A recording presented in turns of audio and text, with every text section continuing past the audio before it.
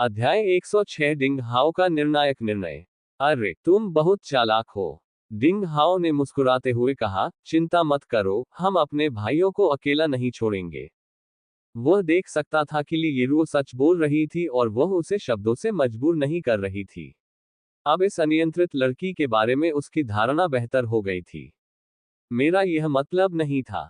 ली येरुओ चिंतित थी, लेकिन डिंग हाओ की नजर देखकर उसने गुस्से से कहा, तुम मेरी सद्भावना को द्वेष समझते हो। मुझे उम्मीद है कि तुम्हें पछतावा नहीं होगा। उसके बाद वह मुड़ी और गुस्से से चली गई। हालांकि पीछे मुड़ते समय ली येरुओ को थोड़ा अफसोस हुआ। क्यों? मैंने उस लड़के के प्रति दयालु होने और ईमानदारी से उसका शुक्रिया अदा करने का मन बना लिया है। एक बार बोलने के बाद मैं उससे झगड़ा करने से क्यों नहीं बच सकी? ये सब उस कमीने की गलती है। उसने मुझे काली मिर्च कहा। क्या उसने कभी इतनी सुंदर और कोमल काली मिर्च देखी है? अक्षम्य, वह सोच रही थी। वास्तव में वह थोड़ी प्रसन्न हुई, क्योंकि वह देख सकती थी कि उसके प्रति डिंग हाओ का रवैया बदल गया था, और उसकी आंखों में छिपी घृणा और अवमानना गायब हो गई थी।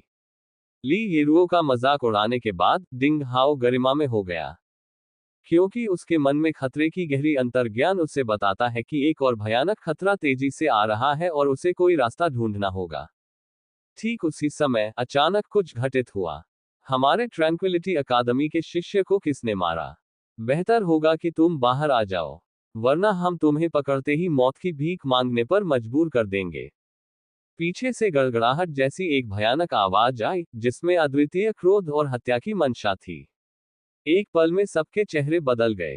ट्रैंक्विलिटी अकादमी के मास्टर उनके पीछे आ रहे थे। अंततः सबसे बुरी बात घटित हुई। इस आवाज से अंदाजा लगाया जा सकता है कि वह आदमी वाकई एक सुपर मास्टर था। एक बार वे पकड़े गए तो वे सभी मर जाएंगे। अचानक मौत का भय एक संक्रामक वायरस की तरह लोगों के दिलों में बेतहाशा फैल गया। डिंग हाओ ने गहरी सांस ली और अंततः निर्णय लिया। मेरी बात सुनो सब लोग, चलो अलग हो जाएं। उसने ताली बजाए और अपने सुझाव रखे। नहीं, तुम हमें नहीं छोड़ सकते। डिंग हाओ, तुम ही वह आदमी हो जिसने उन शिष्यों को मारा है। तुम ही अपराधी हो, हम तुम्हें कैसे छोड़ सकते हैं? डिंग हाओ के बोलने से पहले पश्चिमी अकादमी में लाल शर्ट वाले शिष्यों में से एक, जिसका चेहरा सफेद था और मामूली चोट थी, ने जोर से डिंग हाओ पर आरोप लगाया। काओ के तुम कमीने, तुमने क्या कहा? ली कैनयांग और जियो चेंगक्सुआन ने एक साथ चिल्लाया, बेहतर होगा कि तुम वरिष्ठ भाई डिंग से माफी मांगो। अरे तुम अच्छाई के बदले बुराई करके अच्छाई का बदला कृतघ्नता से देते हो। अगर तुम नहीं होते तो क्या सीनियर भाई डिंग ट्रैंक्विलिटी अकादमी से संघर्ष कर सकते थे? अब जब तुम बच गए हो तो क्या तुम सीनियर भाई डिंग को दोष दोगे? ब्लू शर्ट्स की पूर्वी अकादमी के शिष्य गुस्से में थे, उसे घूर रहे थे।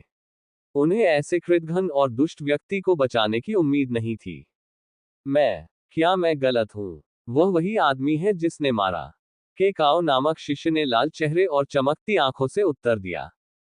तुम सच में एक रीढ़विहीन व्यक्ति हो। काओ के, हम तुम्हारे बारे में गलत हैं। तुम कृतघ्न दुष्ट हो। ली येरुओ भी गुस्से में थी। उसे उम्मीद नहीं थी कि लाल शर्ट की पश्चिमी अकादमी में इतना काय था। डिंग हाओ की आंखें बर्फ की तलवारों की तरह काओके के चेहरे पर घूम गईं, ठंडी मुस्कान बिखेरी और कुछ नहीं कहा। उसने ताली बजाई और कहा, ठीक है, सब लोग झगड़ा बंद करो। मेरी बात सुनो, अगर हम इसी तरह चलते रहे तो शायद दुश्मन हम पर हावी हो जाएगा। अब शियाओ क्यू, शियाओ फैन, तियानयी और दूसरे मोहरा भाई समूह एक है। तुम लाल शर्ट की पश्चिमी अकादमी के दूसरे शिष्यों को दाईं ओर ले जाओ। बहुत तेज मत बनो। छिपे हुए ट्रैक पर ध्यान से ध्यान दो। जब तुम 100 किलोमीटर से बाहर निकलो तो तुम्हें एक सुरक्षित जगह ढूंढनी चाहिए और मदद के लिए संकेत भेजना चाहिए। हमारे संप्रदाय के मजबूत रक्षकों की प्रतीक्षा करनी चाहिए जो तुम्हें बचाएंगे। आपका क्या हाल है? झांग फैन ने ऊंची आवाज में पूछा। सभी की निगाहें डिंग हाओ के चेहरे पर टिकी थी। मैं हमारे दुश्मन के साथ एक खेल खेलूंगा। डिंग हाओ के चेहरे पर एक रहस्यमयी मुस्कान दिखाई दी। नहीं, सीनियर भाई डिंग, आप अपनी जान जोखिम में डाल रहे हैं। मुझे पता है कि आप उसका ध्यान अपनी ओर आकर्षित करना चाहते हैं। झांग फैन बहुत चिंतित था और पूर्वी अकादमी के हरे शर्ट वाले अन्य शिष्य भी चिंतित थे। यह एक अच्छा विचार है ना? वह हत्यारा है, इसलिए उसे हमारे दुश्मन का ध्यान आकर्षित करना चाहिए। क्यों नहीं? काओके ने देखा कि हर कोई इसके खिलाफ था और वह बहुत डर गया था कि डिंग हाओ ने अपना फैसला बदल दिया, इसलिए वह भी चिंतित था और जोर से बोला, क्या तुम्हारे पास ज़मीर है? वांग जियाओ की इतना क्रोधित हुआ कि उसने काओके को थप्पड़ मार दिया। ताली। काओके जमीन पर गिर पड़ा। हालांकि इस आदमी ने एक शब्द भी नहीं कहा। वह एक गणना करने वाला आदमी था। उसकी आंखों में दुर्भावना और आक्रोश झलक रहा था। बाह, हमारे western academy of red shirts में ऐसा कोई कमजोर नहीं है। Western academy of red shirts के कुछ शिष्यों ने भी शर्म से अपना सिर झुका लिया। ठीक है, यह जरूरी है, इसलिए बस इतना ही। अगर तुम अब भी मुझे अपना वरिष्ठ भाई या अपना कप्तान मानते हो, तो तुम्हें मेरी बात माननी चाहिए। डिंग हाओ का चेहरा गंभीर हो गया। झांग फैन और अन्य लोगों ने उसकी ओर देखने की हिम्मत नहीं की। डिंग हाओ ने कहा, चिंता मत करो, मुझे यकीन है कि मैं दुश्मन को दूर भगा सकता हूं और सुरक्षित वापस लौट सकता हूं। मैं अपनी जान जोखिम में डालने जैसी बेवकूफी नहीं करूंगा। वरिष्ठ भाई डिंग, ये बहुत जोखिम भरा है। क्यों न हम अभी मदद के लिए पुकार लगा दें और कबीले के स्वामी आकर हमें बचा लें। और फिर हम पीछा करने वालों से नहीं डरेंगे। फैंग तियानी ने अचानक कहा। उस समय सभी की आंखें चमक उठी। डिंग हाओ ने अपना सिर हिलाया और कहा, नहीं, अगर हम कबीले के आकाओं के आने से पहले संकेत भेज देते हैं, तो ट्रैंक्विलिटी अकादमी से पीछा करने वाले आ जाएंगे। जैसे ही संकेत से हमारी स्थिति का पता चलेगा, दुश्मन हमें 30 मिनट में ढूंढ लेगा। सभी लोगों की आंखों की चमक फिर से फीकी पड़ गई। वास्तव में पीछा करने वाले करीब हैं। एक बार उनकी स्थिति उजागर हो जाने पर वे कबीले के स्वामियों के पहुंचने से पहले ही पकड़े जाएंगे। तो मैं तुम्हारे साथ चलूंगा। ली येरुओ अचानक खड़ा हुआ और दृढ़ता से कहा, तुम भूल जाओ, तुम बोझिल हो। हालांकि मुझे वास्तव में एक साथी की जरूरत है। डिंग हाओ ने सपाट और चुस्त होकर लड़की के प्रस्ताव को अस्वीकार कर दिया। उसकी नजर सभी लोगों के चेहरों पर घूमी और आखिरकार के काओ के चेहरे पर पड़ी।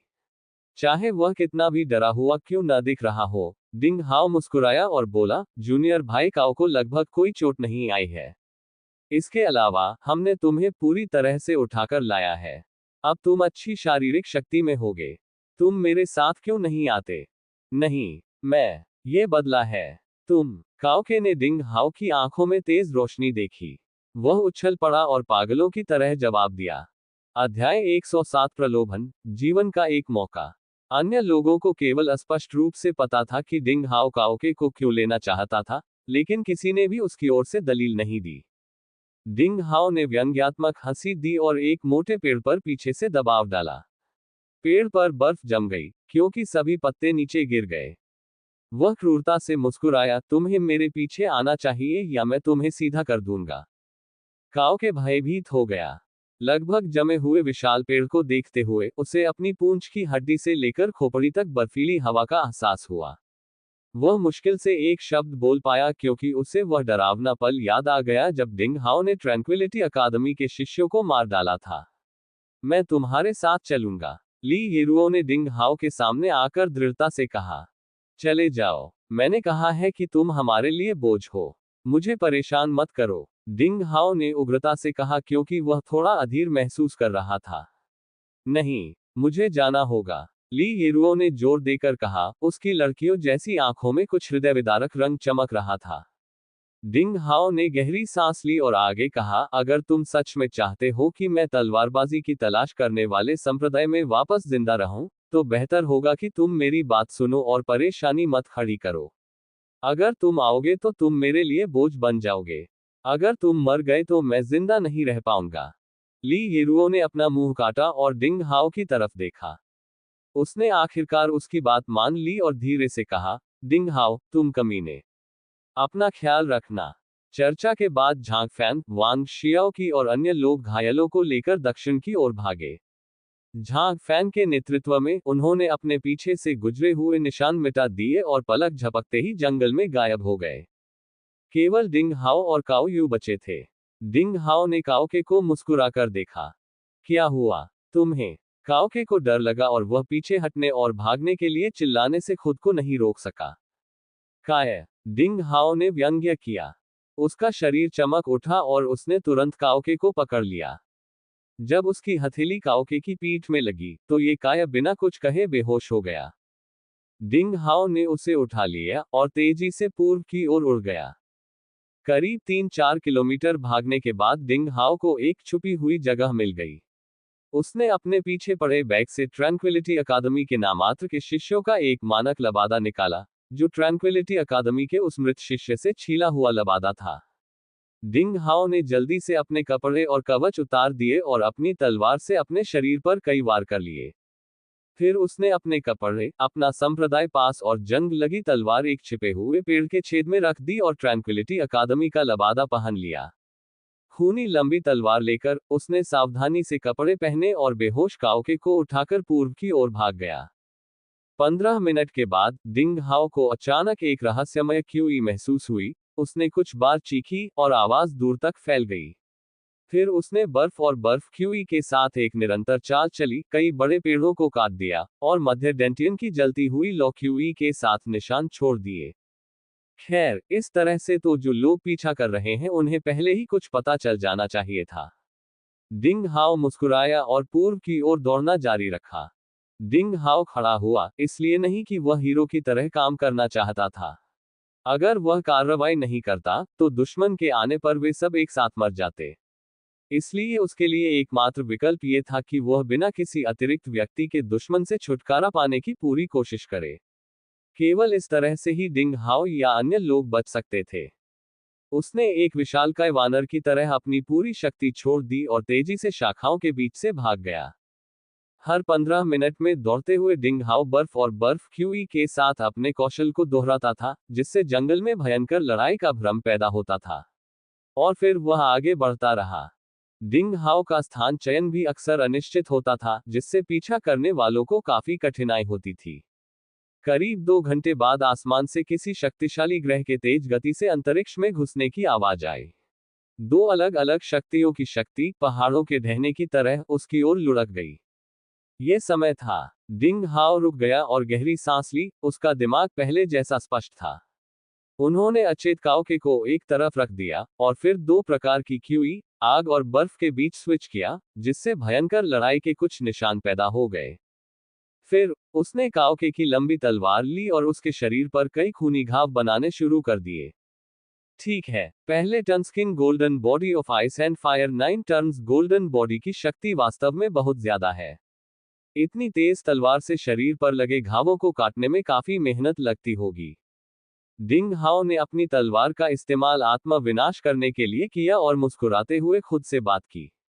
जो कोई ये देखेगा उसे लगेगा कि डिंग हाओ पागल हो गया है। संयोग से बेहोश काओ के आखिरकार जाग गया और उसने डिंग हाओ का डरावना चेहरा देखा। उसे अचानक एक सिहरन महसूस हुई और वह डरकर चिल्लाया, डिंग हाओ। डिंग, सीनियर ब्रदर डिंग, तुम क्या कर रहे हो? डिंग हाओ ने मुस्कुराते हुए अपने सफेद दांत दिखाए। हे, तुम्हें क्या लगता है मैं क्या कर रहा हूं? उसने पूछा।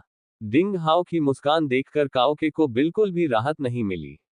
इसके बजाय उसे लगा जैसे शैतान ने उसका स्वागत किया है और वह और भी ज्यादा डर गया। वरिष्ठ भाई डिंग, ये सब मेरी गलती थी। आपको अपने आप को मेरे स्तर तक नहीं गिराना चाहिए। मैं एक काया और बेकार हूं। काओके ने कहा। हे, इतने विनम्र मत बनो। कौन कहता है कि तुम बेकार हो? मेरा विश्वास करो, तुम बहुत उपयोगी हो। डिंग हाओ अभी भी ठंडे स्वर में मुस्कुराया और फिर अपनी खूनी लंबी तलवार फेंक दी। काओके ने अवचेतन रूप से अपने हाथ में लंबी तलवार ले ली और थोड़ा आराम महसूस किया। धन्यवाद, वरिष्ठ भाई डिंग। आपकी उदारता के लिए धन्यवाद, काओके ने कहा। उदारता? डिंग हाओ ने उसे बीच में टोका। उसके चेहरे पर मुस्कान अचानक ठंडी पड़ गई। यह सच है कि मैं अपने दोस्तों के प्रति बहुत सहनशील हूं, लेकिन दुश्मन के लिए मैं न केवल प्रतिशोधी हूं, बल्कि निर्दयी भी हूं। तुम्हारे जैसे बेकार लोग तलवारबाजी चाहने वाले संप्रदाय के शिष्य होने के योग्य नहीं है। तुम्हारी आंखों में मैं द्वेष और आक्रोश देखता हूं। तुम तलवारबाजी चाहने वाले संप्रदाय में वापस आकर हमसे बदला लेने का अवसर ढूंढने की सोच रहे होगे। दुर्भाग्य से मैं इसकी अनुमति नहीं दूंगा। मैं काओके को अचानक कुछ गड़बड़ महसूस हुआ और वह भागने के लिए मुड़ा। हा, तुम बदमाश हो। तुम कहाँ भागना चाहते हो? मैं अपने बड़े भाई म्यू का बदला लेने के लिए तुम्हें मार डालूंगा। डिंग हाओ खड़ा हो गया, जानबूझकर चिल्लाया और उसकी आवाज दूर तक फैली। जैसे ही उसका शरीर एक फ्लैश की तरह हिला, उसने तुरंत डरे हुए काओके को पकड़ लिया। एक क्रूर खूनी लंबी तलवार एक विशाल कुल्हाड़ी की तरह दो टुकड़ों में विभाजित हो गई। उस पर खून छिड़का गया। तभी गरजते आकाश के पीछे की विशाल चीख और दबाव ने एक क्षण में उसे अपने आगोश में ले लिया। जैसे ही तूफान आया, डिंग हाओ को अपने शरीर पर भारीपन और अवर्णनीय भारी दबाव महसूस हुआ, जैसे एक विशाल पर्वत दबा हुआ हो। अरे बच्चे, तुम कौन हो? पीछे से जहरीले सांप जैसी कर्कश आवाज सुनाई दी। अगला अध्याय 108 सम्राट को मूर्ख बनाकर समुद्र पार करवाना। डिंग हाओ ने अनिच्छा से विरोध किया और ऊपर देखा। जब उसने ट्रैंक्विलिटी अकादमी द्वारा चिन्हित वस्त्र पहने दो मध्यम आयु वर्ग के लोगों को हवा में स्थिर खड़े देखा, तो वह अचानक बहुत खुश हुआ। वह जमीन पर घुटनों के बल बैठ गया और चिल्लाया, आह मार्शल अंकल, आप आखिरकार यहाँ आ ही गए। आप पहले क्यों नहीं आए? सीनियर भाई तियानफेग और सीनियर भाई ली यू मारे गए हैं। ओह, क्या आप ट्रैंक्विलिटी अकादमी के शिष्य हैं? जैसे ही बकरी की दाढ़ी और त्रिकोणीय चेहरे वाले व्यक्ति ने डिंग हाओ की पोशाक, खून और तलवार के निशान को देखा, उसका चेहरा थोड़ा ढीला पड़ गया, और फिर उसने धीरे से अपना दबाव वापस ले लिया और मूंछों वाले मजबूत आदमी के साथ जमीन पर गिर गया। मेरा नाम सुन फेई है, मैं अकादमी का नामात्र का शिष्य हूँ। डिंग हाओ ने सहजता से एक नाम बताया, क्योंकि वह जानता था कि ये जन्मजात दादा इतने शक्तिशाली होते हैं कि अगर कोई नामात्र का शिष्य हो जिसका नाम सुनफी हो तो उस पर ध्यान देना कठिन होता है। इससे पहले कि वह अपनी बात पूरी करता, डिंग हाओ को लगा कि अचानक उसकी आंखों के सामने कुछ घटित हुआ। दाढ़ी वाला मोटा अधेड़ उम्र का आदमी उसके सामने था। उसने अपना हाथ बढ़ाया और डिंग हाओ की बांह पकड़ ली। डिंग हाओ को लगा कि उसके शरीर में एक मजबूत क्यूई बह रही है। आप जो साधना करते हैं वह अग्नि क्यूई है और इसका संचालन मोड चाकू विधि की श्रेणी से संबंधित होना चाहिए। यह तलवारबाजी चाहने वाले संप्रदाय का ताइक्सुआन तलवार चाहने वाला शास्त्र नहीं है। आपकी ताकत केवल दो छिद्रित मार्शल शिष्य क्षेत्र में है। आपके पास काफी अच्छी योग्यता है। दाढ़ी वाला मध्यम आयु वर्ग का आदमी थोड़ा दयालु लग रहा था। उसने डिंग हाओ को अपनी आंखों में हल्की नीली रोशनी के साथ घूरते हुए देखा। उसने अजीब लहजे में पूछा, बेटा, चूंकि तुम ट्रैंक्विलिटी अकादमी के शिष्य हो, तो तुम ट्रैंक्विलिटी निर्वाण शास्त्र का अभ्यास क्यों नहीं कर रहे हो, बल्कि एक अज्ञात कृपाण तकनीक का अभ्यास क्यों कर रहे हो? अजीब आंखों से घिरे डिंग हाओ को उलझन महसूस हुई और उसने लगभग सच बता दिया। लेकिन इस समय कृपाण मास्टर और तलवार मास्टर की आवाजें उसके दिमाग में गूंजी, जिसमें एक तरह की अजीब ऊर्जा थी, और उसे स्वप्नलोक से जगा दिया। मेरी योग्यता औसत दर्जे की है और मैं शांति निर्वाण शास्त्र का अभ्यास करने के लिए योग्य नहीं हूँ। डिंग हाओ ने अचंभे में होने का नाटक किया। आप अकादमी में कैसे शामिल हुए? दाढ़ी वाला हट्टा कट्टा आदमी पूछता रहा। मुझे जूनियर अंकल मास्टर ली म्यू द्वारा अनुशंसित किया गया था। डिंग हाओ ने उन्हें उस स्काउट का नाम बताया जो उसे ट्रैंक्विलिटी अकादमी में शामिल करना चाहता था, जब डिंग हाओ तलवारबाजी चाहने वाले संप्रदाय की प्रवेश परीक्षा में भाग ले रहा था। मूंछों वाला मजबूत आदमी और त्रिकोणीय चेहरे और बकरी की दाढ़ी वाला आदमी एक दूसरे को देखकर सिर हिलाते हैं। ली म्यू वास्तव में उनके संप्रदाय का सदस्य था और उसका एक विशेष दर्जा था। चूंकि युवक ली म्यू का नाम बता सकता था, इसलिए उसे ट्रैंक्विलिटी अकादमी का शिष्य होना चाहिए। ठीक है, तो मुझे कुछ विवरण चाहिए। क्या हुआ? तियानफेग और ली यू की मौत कैसे हुई? मूंछों वाला मजबूत आदमी विनम्रता से बोला और सवाल पूछना जारी रखा। डिंग हाओ जानता था कि झूठ बोलने का सबसे अच्छा तरीका सच और झूठ का मिश्रण है, इसलिए उसने उन्हें आधे अधूरे सच के साथ जो कुछ हुआ था, उसे धारा प्रवाह बताया। लगता है ये लड़का झूठ नहीं बोल रहा है, मूंछों वाले मजबूत आदमी ने आह भरी। उसने बस एक अजीब जादू का कौशल इस्तेमाल किया, जिसे आध्यात्मिक रूप से नरक से पूछो कहा जाता है, जो विशेष रूप से परीक्षण के लिए था। जैसे ही वह उस जादू के कौशल का उपयोग करता है, वह प्रतिद्वंद्वी के दिमाग को नियंत्रित कर सकता है ताकि वह उसे ईमानदारी से सच बता सके। उनका मानना था कि एक दो छिद्रित मार्शल शिष्य उनके जादू कौशल का विरोध करने में सक्षम नहीं था, इसलिए उसने जो कहा था वह सच होना चाहिए। अफसोस, छोटा पिता शरारती और बदचलन है। वह अविश्वसनीय रूप से तलवारबाजी चाहने वाले संप्रदाय की एक महिला शिष्य का बलात्कार करना चाहता था। बकरी की दाढ़ी और त्रिकोणीय चेहरे वाला आदमी असहाय होकर आहें भर रहा था। वे स्वाभाविक रूप से स्पष्ट रूप से जानते थे कि छोटा पिता कितना बुरा था। अब डिंग हाओ ने उन्हें बताया कि दो मृत पुरुषों को एक महिला की वजह से मार दिया गया था, जिसमें कोई दोष नहीं था। तो 20 शिष्यों ने एक गुप्त हमले का सामना किया और आप अकेले बच गए। इसके अलावा आपने तलवारबाजी चाहने वाले संप्रदाय के शिष्यों का पीछा करके यहां तक पहुंचाया। मूंछ वाले ने डिंग हाओ को घूरते हुए पूछा। बिल्कुल, हालांकि मेरी ताकत पर्याप्त नहीं थी, मैं अकादमी को अपमानित नहीं कर सकता, और मैंने सीनियर भाइयों का बदला लेने की कसम खाई थी, इसलिए मैंने तलवारबाजी चाहने वाले संप्रदाय के बुरे लोगों का पता लगाया।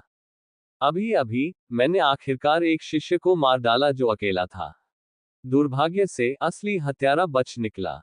पिछले डिजाइन के अनुसार डिंग हाओ बकवास से भरा था। दाढ़ी वाला आदमी काओके के शरीर के पास आया, उसे एक पल के लिए देखा और फिर सिर हिलाकर कहा, उसकी पोशाक और पहचान पत्र से लगता है कि वह वास्तव में तलवारबाजी चाहने वाले संप्रदाय का शिष्य है। उसके आंतरिक अंगों की दृढ़ता और उसके द्वारा खोले गए दो छिद्रों को देखते हुए, उसने जो साधना की थी, वह ताइजुआन तलवार चाहने वाले शास्त्र की होनी चाहिए, लेकिन शरीर इतना क्षतिग्रस्त हो गया था कि कोई अन्य सुराग नहीं मिल सका। ऐसा लगता है कि हमारे लोगों को तलवारबाजी की तलाश करने वाले संप्रदाय के शिष्यों ने मार डाला। त्रिकोणीय चेहरे वाला आदमी गंभीर दिख रहा था। तलवारबाजी की तलाश करने वाले संप्रदाय की प्रतिष्ठा पिछले कुछ सालों में बढ़ रही है, कई प्रतिभाशाली लोग उभरे हैं, और एक प्रवृत्ति है कि यह हमारी शांति अकादमी को पकड़ लेगा। यह मामला शायद मुश्किल में पड़ने वाला है। इसके अलावा छोटे पिता ने उसे नशीला पदार्थ दिया। खैर, हम गलत हैं, इसलिए हम तलवारबाजी की तलाश करने वाले संप्रदाय पर एक सवाल फेंकते हैं।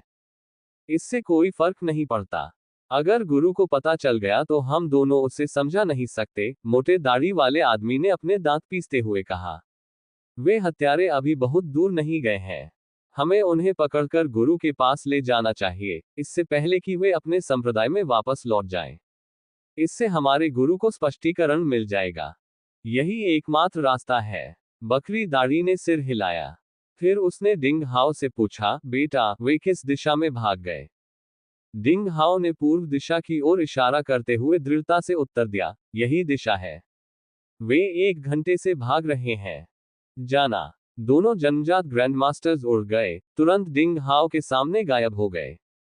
दोनों व्यक्तियों को आकाश में पूरी तरह से गायब होते देख डिंग हाओ धीरे धीरे शांत हो गया। ये बहुत खतरनाक था। अपने स्वयं के तलवार और कृपाण के संत होने के कारण वह साधना प्रणाली के 2 सेटों की साधना कर सकता था। अभी अभी उसने तलवार मास्टर द्वारा सिखाई गई एक तरकीब का उपयोग किया। अपने निचले डेंटियन में ताइक्सुआन तलवार खोज शास्त्र की बर्फ और बर्फ क्यूई को पूरी तरह से सिकोड़ दिया और अपने मध्य डेंटियन में कृपाण क्यूई को अपने पूरे शरीर में भर दिया, ताकि दोनों विशेषज्ञों को मूर्ख बनाया जा सके। उन्होंने कभी नहीं सोचा था कि कोई व्यक्ति एक ही समय में 2 प्रकार की जादू कला का अभ्यास कर सकता है। कोई भी, भले ही उसकी ताकत डिंग हाओ से अधिक मजबूत हो, वह निश्चित रूप से उजागर होगा। बेशक वह लगभग बेनकाब हो चुका था। यदि कृपाण मास्टर और तलवार मास्टर ने उसे महत्वपूर्ण क्षण पर नहीं जगाया होता, तो वह आध्यात्मिक रूप से नरक से पूछे कि गुप्त विधि के तहत खुद को प्रकट कर देता। छोटे दोस्त डिंग, क्या हम भविष्य में इस तरह खेलना बंद कर सकते हैं? अगर हम सावधान नहीं रहे, तो तुम भी मारे जाओगे और मैं भी मर जाऊंगा। तलवार मास्टर ने मन ही मन शिकायत की। हाँ, अब हम तीनों रस्सी पर बंधे 3 टिड्डे थे। अगर तुम मर गए, तो हम दोनों भी बर्बाद हो जाएंगे। बस अब हम लगभग बेनकाब हो गए हैं। सेबर मास्टर आश्चर्य से चौंक गया। अध्याय 109 कोविन माउथ। साइड इश्यू जो बार बार उठता रहता है। हाँ, हीरो बनना अच्छी बात है, लेकिन आपको उतना ही करना चाहिए जितना आपके संसाधन अनुमति देते हैं। मेरे लिए एक संतोषजनक उत्तराधिकारी चुनना बहुत मुश्किल है, फिर से गड़बड़ मत करना। ओह लानत, मेरा दिल लगभग इसे बर्दाश्त नहीं कर सकता, तलवार मास्टर ने बड़बड़ाया। डिंग हाओ ने विजयी भाव से मुस्कुराते हुए जवाब दिया, चिंता मत करो। क्या ये ठीक नहीं है? हे, तुम किस बात से डर रहे हो? क्या ये दोनों वापस आएंगे? आवाज धीमी नहीं हुई। हवा में चीख गूंज उठी। ट्रैंक्विलिटी अकादमी का दाढ़ी वाला मोटा आदमी सचमुच वापस आ गया। वह बिजली की तरह दिखाई दिया। डिंग हाओ को समझाने का कोई मौका न देते हुए उसने उसे कंधे से पकड़ लिया और फुसफुसाते हुए आकाश में उड़ गया। डिंग हाओ ने पलटकर फिर से चौकन्ना होने का प्रयास किया। उसके मन में एक घातक सन्नाटा छा गया।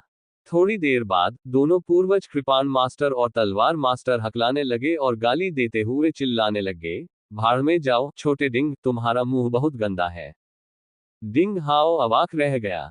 थोड़ा शांत होने के बाद डिंग हाओ ने पूछने की कोशिश की, चाचा, आप शून्य स्थान के युवा मास्टर, दानव भगवान महल से बड़े राजकुमार और शांति अकादमी के विलक्षण व्यक्ति जो यहाँ शिकार परीक्षण अभ्यास का संचालन करेंगे। इस क्षेत्र में हमारे शांति अकादमी के स्वामी के अलावा दानव भगवान महल से शक्तिशाली दानव स्वामी हर जगह है, इसलिए यह बेहद खतरनाक है। यदि आप यहाँ अकेले रह गए तो आप निश्चित रूप से मारे जाएंगे, इसलिए हमारे पीछे आओ। वह मजबूत दाढ़ी वाला आदमी हवा में उड़ रहा था और उसने जो कहा उसे स्पष्टीकरण माना जा सकता है। तो यह वही था। डिंग हाओ को अंततः कुछ कुछ समझ में आया। दानव देव महल, डिंग हाओ ने इसके बारे में सुना था। यह स्नो प्रांत में दानव जनजाति के सबसे प्रमुख संप्रदायों में से एक था। इसकी ताकत ट्रैंक्विलिटी अकादमी और तलवारबाजी चाहने वाले संप्रदाय के बराबर थी। इस संप्रदाय में अनगिनत उच्च स्तरीय राक्षस थे। शून्य अंतरिक्ष के उस युवा मास्टर को बड़े युवराज के रूप में जाना जाता था, इसलिए स्पष्ट रूप से वह एक बहुत बड़ा निशानेबाज था, लेकिन कोई नहीं जानता था कि उसने ट्रैंक्विलिटी अकादमी के प्रतिभाशाली म्यूतियानयांग के साथ शिकार का परीक्षण क्यों किया था। ये वास्तव में वह समय था जब अमर लोग एक दूसरे के खिलाफ लड़ते थे, लेकिन नश्वर लोग इससे पीड़ित होते थे। इसमें कोई आश्चर्य नहीं कि तलवारबाजी चाहने वाले संप्रदाय के कई शिकार परीक्षण दलों ने परीक्षण छोड़ दिया।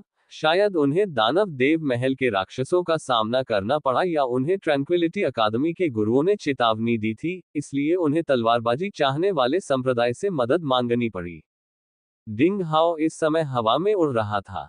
नीचे देखते हुए उसने अंतहीन पहाड़ी जंगल देखा। वह अपने चारों ओर धुंध और बादलों से घिरा हुआ था। हवा जोर से बह रही थी। उसे वास्तव में बादलों में चलने का एहसास हो रहा था। रोमांचित और उत्साहित, जल्द ही उसे इस एहसास से प्यार हो गया। डिंग हाओ के व्यवहार से उस मोटे आदमी में थोड़ी प्रशंसा की भावना पैदा हुई। यदि वह कोई साधारण शिष्य होता तो वह निश्चित रूप से इतने ऊंचे आकाश में डरकर मर जाता। अचानक वह मोटा दाढ़ी वाला आदमी त्रिकोणीय चेहरे और दाढ़ी वाले आदमी के पास पहुंच गया, जो आगे की ओर खोज रहा था और उसका पीछा कर रहा था। अच्छा, क्या तुमने उन्हें अभी तक नहीं पाया? मोटे आदमी ने पूछा। त्रिकोणीय चेहरे वाले बकरी के बाल वाले आदमी ने अधीरता से अपना सिर हिलाया। डिंग हाओ को देखकर उसने सख्त नजर से देखा और पूछा, बेटा, तुम झूठ नहीं बोल रहे हो? डिंग हाओ को आश्चर्य हुआ, लेकिन उसके चेहरे पर भाव नहीं थे। ये बिल्कुल सच है कि मेरे पास आपके शिष्य के पास छिपाने के लिए कुछ भी नहीं है। वे कमीने कहीं छिपे होंगे। उनमें से एक शिकारी मूल का है और वह छिपने और गंध मिटाने में माहिर है। उनका पता लगाना मुश्किल है। तो यही बात है। इसीलिए तलवारबाजी चाहने वाले संप्रदाय के अज्ञात पंजीकृत शिष्यों के समूह को ढूंढना इतना मुश्किल था। त्रिकोणीय चेहरे वाले व्यक्ति को डिंग हाओ पर विश्वास हो गया। हमें धीरे धीरे उनकी तलाश करनी होगी। इतने कम समय में वे बहुत दूर नहीं जा सकते थे। वे अभी भी सौली के भीतर हैं। मुझे विश्वास नहीं होता कि एक दर्जन या उससे ज्यादा छोटी छोटी चीजें हमारी पकड़ से बाहर निकल सकती हैं, मोटे दाढ़ी वाले आदमी ने थोड़े गर्व के साथ कहा। डिंग हाओ इस समय एक शब्द भी नहीं बोल सका, लेकिन उसका दिल चुपके से कड़वाहट से रो रहा था। मुझे जल्द से जल्द कोई रास्ता निकालना होगा, अन्यथा देर सवेर मैं खुद को सौंप दूंगी। समय धीरे धीरे उड़ गया। दाढ़ी वाले आदमी और त्रिकोणीय चेहरे वाले साथी ने सौली के भीतर सभी छिपे हुए स्थानों की अथक खोज की, लेकिन वे कोई सुराग पाने में असफल रहे, इसलिए वे अधिक से अधिक चिंतित दिखे। उन्होंने सुनफी को जो नजरें दी, उनसे भी थोड़ा सा संदेह होने लगा। ठीक तभी चीखें, दूर से एक राक्षस की चीखने वाली दहाड़ सुनाई दी, और उसी समय अत्यंत मजबूत क्यूई की कई लहरें भी उठी। त्रिभुजाकार चेहरे वाले व्यक्ति और दाढ़ी वाले व्यक्ति ने अपने दिल में खुशी महसूस की, एक दूसरे को देखा, फिर डिंग हाओ को पकड़ लिया और 1 सेकंड में उड़कर आगे निकल गए। याओ याओ ने देखा कि अत्यंत मजबूत रंगीन क्यूई के द्रव्यमान लगातार फट रहे थे। जंगल में पेड़ गिरते रहे तथा अति शक्तिशाली और उच्च श्रेणी के राक्षस आपस में लड़ते रहे तथा आपस में ही मुक्त होकर लड़ाई करते रहे। जमीन से आसमान तक दो पक्षों के बीच युद्ध हुआ और उनकी शक्ति अद्भुत थी। राक्षस के 2 पंख थे जो जंगली बैल जैसे थे और आग उगल रहे थे। उसका शरीर बैंगनी रंग की दुष्ट आत्मा से ढका हुआ था। दुष्ट आत्मा के रंग से पता चलता था कि वह दानव सेनापतियों की दुनिया में एक बड़ा दानव था। एक आदमी और एक दानव एक दूसरे के खिलाफ लड़ रहे थे, भड़क रहे थे और दुनिया को उल्टा पुल्टा कर रहे थे। भयानक विस्फोट का परिणाम तूफान की तरह सभी दिशाओं में फैल गया। वे तलवारबाजी चाहने वाले संप्रदाय से हैं और हत्यारे होंगे। दाढ़ी वाले व्यक्ति ने दूर से ही एक पक्ष की युद्ध शैली और वर्दी को स्पष्ट रूप से देख लिया था, इसलिए वह अचानक बहुत खुश हो गया और उनके करीब आ गया। ठीक तभी स्वूश, दूर स्थित युद्ध के मैदान के मध्य में एक चमकदार रंगीन तलवार क्यूई अचानक आसमान में उड़ी। तलवार क्यूई की ऐसी रंगीन चमक, एक दिव्य सैनिक के तेज हथियार की तरह, जंगली बैल दानव जनरल के शरीर को इतनी कठिन परिस्थिति में छेद दिया। ये टोफू को काटने जैसा था। दानव जनरल का शरीर टुकड़ों में कट गया और बहुत सारा खून बह गया।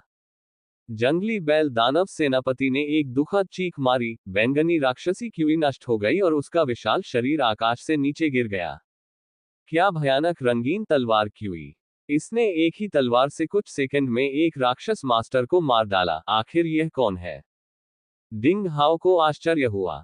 यह पहली बार था जब उसने उच्च स्तरीय ताकतवर और दुष्ट के बीच ऐसी चकाचौंध भरी लड़ाई देखी, और यह वास्तव में पौराणिक था।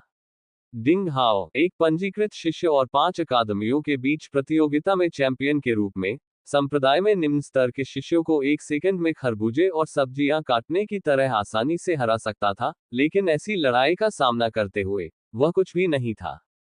इस विपरीत दृश्य ने डिंग हाओ को गहराई से महसूस कराया कि वह पर्याप्त रूप से मजबूत नहीं था और वह अपने अंदर उबलने वाले जुनून को रोक नहीं सका।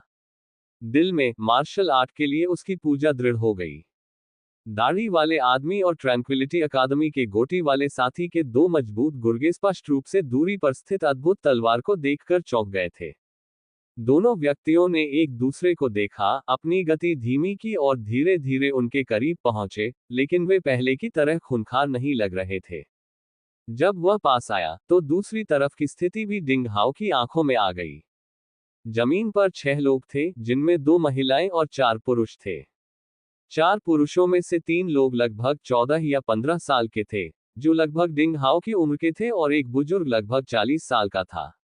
2 महिलाओं में से एक की उम्र लगभग 27 या 28 साल थी, जो एक लंबे हंस पीले रंग के महल के कपड़े पहने हुए थी, एक सुंदर आकृति, सुंदर चेहरा और शानदार स्वभाव वाली थी। एक अन्य महिला जो आग लाल प्रकाश कवच पहने हुए थी, वह भी 14 या 15 साल की उम्र की थी, वह भी नाजुक और आकर्षक थी। 6 लोग तलवारबाजी चाहने वाले संप्रदाय की वर्दी पहने हुए थे। अध्याय 110 अलविदा, पानी जैसी खूबसूरत महिला। चारों युवा लोगों ने आंतरिक संप्रदाय की पोशाक पहन रखी थी, जबकि बुजुर्ग पुरुष और महिला का दर्जा स्पष्ट रूप से उच्च था और वे आज्ञाकारी थे। सबसे अधिक संभावना है कि वे आंतरिक संप्रदाय में एक निश्चित पद वाले बुजुर्ग लोग थे। दाढ़ी वाला आदमी और त्रिकोणीय चेहरे वाला व्यक्ति गरिमा में दिख रहे थे। वे धीरे धीरे आगे बढ़े और जब वे 6 लोगों से 20 या 30 मीटर दूर थे, तब वे नीचे उतरे। डिंग हाओ ने भी ऐसा ही किया, ऊपर देखा और अपनी नजरें अग्नि लाल प्रकाश कवच वाली लड़की पर केंद्रित कर दी। अचानक डिंग हाओ को कुछ महसूस हुआ, उसकी आंखें जम गईं, उसके दिमाग में अचानक बिजली गिर गई। उसका दिमाग एकदम से खाली हो गया और उसने सोचने की क्षमता लगभग खो दी। इसलिए नहीं कि अग्नि लाल प्रकाश कवच वाली लड़की को स्वर्ग के नीचे अद्वितीय सौंदर्य के रूप में वर्णित किया जा सकता है। ऐसा इसलिए था क्योंकि वह उस लड़की को जानता था। जीजीयू, यह ZGU थी, एक रहस्यमय लड़की जो उस दिन तलवार सफाई तालाब पर थी। ये रहस्यमयी लड़की ZGU थी जिसके बारे में डिंग हाओ इतने समय से सोच रहा था। उसने तलवारबाजी चाहने वाले संप्रदाय की वर्दी पहन रखी थी। ये पता चला कि तलवारबाजी की चाह रखने वाले संप्रदाय में प्रवेश की परीक्षा से वह बाहर नहीं हुई थी, बल्कि वह सफलतापूर्वक उसमें शामिल हो गई थी। अब उसकी पोशाक और स्वभाव को देखकर, विशेष रूप से उसके आकर्षक शरीर के चारों ओर उतार चढ़ाव करने वाली मजबूत लेकिन कमजोर क्यूई, साथ ही उसके बगल में सावधानी से रखवाली कर रहे दो आंतरिक संप्रदाय के बुजुर्गों की अभिव्यक्ति, ये सब ये दिखाने के लिए पर्याप्त था कि ZGU अब उस दिन वाला छोटा और निराश भिखारी नहीं था, बल्कि शाखाओं पर उड़ने वाला एक फीनिक्स था, जो चकाचौंध था और जिसे खुले तौर पर नहीं देखा जाना चाहिए। क्या वह एक अलौकिक प्रतिभा है? मास्टर सूची में शीर्ष 20 में से एक है जिसका नाम अक्सर शामिल किया जाता है, पौराणिक रक्त वंश की संभावना। मार्शल आर्ट का अभ्यास करने वाली प्रिय बनने के लिए पैदा हुई। इस समय डिंग हाओ का दिमाग चमक उठा और उसने कुछ अनुमान लगाया। सौभाग्य से भाग्य ने आखिरकार इस युवा लड़की का साथ दिया। उसने अपना भविष्य खुद कमाया है और मैं उसके लिए खुश हूं। डिंग हाओ के मुंह के कोनों से एक सुंदर चाप दिखाई दिया, लेकिन उसे नहीं पता था कि उसके दिल की गहराई में नुकसान का संकेत क्यों था, हालांकि वह हमेशा उदार रहा था। साले, क्या देख रहा है तू? अगर दोबारा देखा तो अपनी आंखें निकाल लूंगा। दूसरी तरफ से गुस्से से भरी एक तिरस्कार भरी आवाज आए। ऊपर देखते हुए डिंग हाओ ने पाया कि ZGU के बगल में एक लंबा और मजबूत युवक खड़ा था जिसके मुंह के कोने पर एक बड़ा सा तिल था। युवक डिंग हाओ को अपनी आंखों से चेतावनी से घूर रहा था और उसके बगल में लाल रंग की लड़की के लिए एक स्पष्ट अधिकार भाव था। न केवल मुंह के पास तिल वाला ये किशोर, बल्कि अन्य दो किशोर भी, वे सभी डिंग हाओ को अमित्र निगाहों से देख रहे थे। ऐसा लगता है कि ये तीनों लड़के ZGU के प्रेमी हैं। वे वास्तव में दबंग हैं। हालांकि 13 या 14 साल की उम्र में उन्हें भी पंजीकृत शिष्य होना चाहिए। वे ZGU के साथ आए। हो सकता है कि वे तलवारबाजी चाहने वाले संप्रदाय के रक्त वंश में युवा उत्तराधिकारी भी हों जिन्हें इस बार भर्ती किया जाना है। डिंग हाओ शांत और संयमित रहा और दिल में वह चुपके से अनुमान लगाता रहा। लेकिन जब उसने ऊपर देखा तो डिंग हाओ ने ZGU को एक अग्नि लाल प्रकाश कवच में पाया, जैसे कि स्वर्ग से उतरी मार्शल आर्ट की सबसे खूबसूरत देवी, और अजीब आंखों से वह उसे देख रही थी। जाहिर तौर पर ZGU ने डिंग हाओ को पहचान लिया। उसकी साफ और स्पष्ट आंखों में अस्पष्ट आश्चर्य का भाव था, फिर वह एक हल्की मुस्कान में बदल गया और उसे लगा कि उसे कुछ मिल गया है, लेकिन वह ये नहीं बता पाई कि वह वास्तव में क्या था। एक ऐसे इशारे के साथ जिसे कोई नोटिस न कर सके, उसने धीरे से डिंग हाओ को सिर हिलाया। बिना किसी कारण के, इस समय डिंग हाओ का मूड सुबह के समय कमरे में प्रवेश करने वाली गर्म धूप की तरह अचानक पहले से कहीं बेहतर हो गया। तुम कमीने भिखारी, तुमने हमारी बड़ी बहन जी को देखने की हिम्मत क्यों की? क्या तुम पागल हो? सबसे पहले बोलने वाला एक किशोर था जिसके शरीर पर एक काला तिल था। उसका चेहरा चमक उठा और वह एक बड़े उड़ते हुए पक्षी की तरह आगे की ओर उछल पड़ा। मुक्का मारते हुए एक पीला चांदी और पारदर्शी मुट्ठी का निशान सघन और चाबुक की तरह बना। कैसी तीव्र शक्ति! डिंग हाओ को थोड़ा आश्चर्य हुआ। इस प्रहार को मुट्ठी के निशान में बदला जा सकता था, जो स्पष्टतः रहस्यमय शक्ति का एक बहुत ही तीक्ष्ण सामरिक कौशल था। काले तिल वाले किशोर की शक्ति कम से कम 5 छिद्रों वाले मार्शल शिष्य क्षेत्र से ऊपर थी, और उसकी पीली चांदी जैसी क्यूई में एक बहुत ही अजीब शक्ति थी, जो मार्शल शिष्य क्षेत्र में प्रचलित क्यूई के सामान्य स्तर से कहीं अधिक थी। क्या ये रक्तवंशीय योद्धाओं का आतंक है? बदतमीज लड़के, वापस जाओ। डिंग हाओ के हमला करने से पहले दाढ़ी वाले आदमी ने ठंडी सांस ली और लापरवाही से ब्रश किया। एक अदृश्य शक्ति क्षण भर में प्रकट हुई। एक दबी हुई खर्राटों के साथ मोल बॉय पीछे की ओर लड़खड़ाता हुआ जमीन पर गिर गया और 3 या 4 कदम पीछे हट गया। तब जाकर वह अपने पैर पर काबू पाया और भयभीत दिखाई दिया। तलवारबाजी चाहने वाले संप्रदाय की युवा पीढ़ी अधिक से अधिक असभ्य होती जा रही है। एक अज्ञात पंजीकृत शिष्य हम जैसे बुरे लोगों के सामने अहंकारी होने की हिम्मत करता है। त्रिकोणीय चेहरे और गोटी वाले व्यक्ति ने उदास तरीके से मुस्कुराते हुए ZGU को देखा और सख्ती से पूछा, युवा लड़की, क्या तुमने ट्रैंक्विलिटी अकादमी में हमारे शिष्यों को मार डाला? पता चला कि इस दाढ़ी वाले आदमी ने उसे गलत समझा था। वह पहले ही डिंग हाओ द्वारा गुमराह किया जा चुका था, और उसने देखा कि ZGU दिखने में बेजोड़ थी और एक आदर्श सुंदरता थी। वह बिल्कुल इतनी सुंदर थी कि मूर्तियानफेग, जो कि बच्चा था, उस पर अपना सिर खो बैठा और परिणामस्वरूप वह इस निष्कर्ष पर पहुंचा कि यह वही लड़की थी जिसे मूर्तियानफेग ने बलात्कार करने के लिए नशीला पदार्थ दिया था, और उसने जेडजीयू को तथाकथित हत्यारा मान लिया। पूछताछ के दौरान जेडजीयू ने थोड़ा सा मुंह सिकोड़ा, जैसे कि उसने कुछ अनुमान लगा लिया हो। जेडजीयू ने गोटी वाले व्यक्ति को अनदेखा कर दिया, लेकिन अपना सिर घुमाया और धीरे से उस खूबसूरत सुंदरी से कुछ कहा। फिर वह पीछे मुड़ी और डिंग हाओ को शरारती ढंग से आंख मारी। डिंग हाओ को कुछ समझ में आया।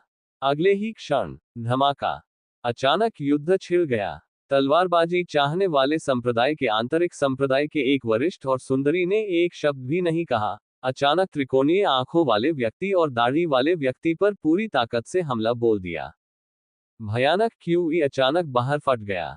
चारों व्यक्ति शक्तिशाली लोगों से उच्च श्रेणी के पैदा हुए थे, और वे अत्यंत शक्तिशाली थे। बिजली की तरह तेज गति से उनकी आकृतियां हवा में कई तरह की छवियां बना रही थी। डिंग हाओ की नजर से दूर, वह उन्हें कैद नहीं कर सकता था। युद्ध के बाद की स्थिति और क्यूई की तेज हवाएं जंगली लहरों की तरह सभी दिशाओं में फैलने के लिए बेताब थी। युद्ध के मैदान से दूर, डिंग हाओ को अचानक महसूस हुआ कि केवल विनाशकारी क्यूई बह रही थी। जल्दी में, वह पूरी तरह से शिथिल हो गया। यान सारगर्भित सूत्र का उपयोग करते हुए, उसका शरीर धुएं के गुबार की तरह था, उसका वजन कम हो गया और तेज हवा से उड़ गया। अगले ही पल, लाल आकृति चमक उठी। उसे अपनी कलाई कसने से ठंड महसूस हुई। एक नर्म शक्ति ने डिंग हाओ को उड़ने पर मजबूर कर दिया। डिंग हाओ ने ध्यान से देखने के लिए पीछे मुड़कर देखा और पाया कि यह जेडजीयू था जो उसकी हथेली पकड़े हुए था। आग लाल प्रकाश कवच पहने सुंदर लड़की ने अपनी आंखों में चमकते सितारों के साथ उसे देखा। इस समय डिंग हाओ को अचानक लगा कि समय रुक गया है। उसके कानों में शक्तिशाली लोगों के बीच हुई लड़ाई के कारण क्यूई विस्फोट की ध्वनि इस क्षण में गायब हो गई और उसके साथ ही दुनिया भी गायब हो गई। उसकी आंखों के सामने एक जोड़ी शुद्ध और स्पष्ट आंखें थीं, जिनसे लड़की उसे देखकर मुस्कुरा रही थी।